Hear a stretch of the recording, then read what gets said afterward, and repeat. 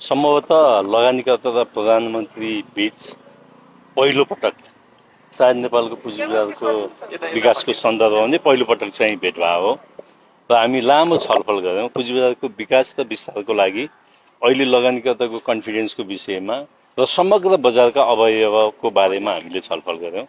खास गरेर पुँजी बजारमा गर्नुपर्ने सुधारका विषयहरूमा हामीले छलफल गरेका छौँ।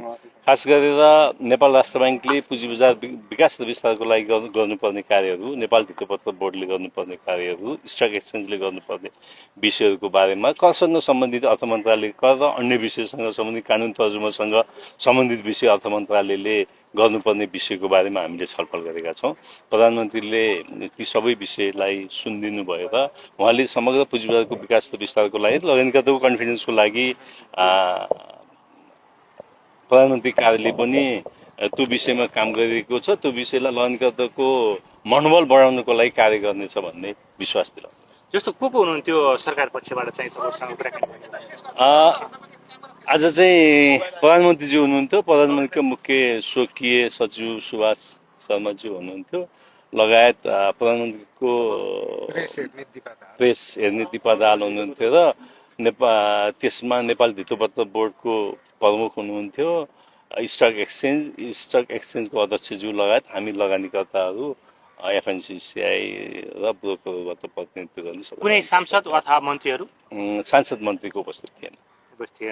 विशेष गरी प्रधानमन्त्रीले चाहिँ के भन्नुभयो, तपाईँलाई के बाचा दिनुभयो? किनभने लामो समयदेखि सेयर बजार घटेको अवस्था थियो, आज तपाईँले भेटेसँगै बजारमा सकारात्मक प्रभाव परेको छ, बजारमाथि उकालो लागेको अवस्था छ होइन भने तपाईँहरूले विशेष गरी के आश्वासन पाउनुभयो?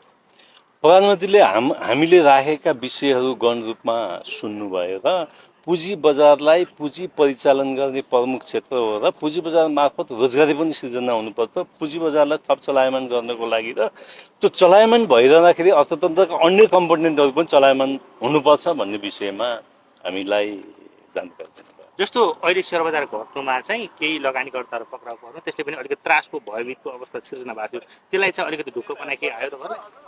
हामीले यसरी हेरिरहँदा पुँजी बजारमा आएका ती घटनासँग पुँजी बजारको सम्बन्धको विषयमा हामी खास छलफल गरेनौँ।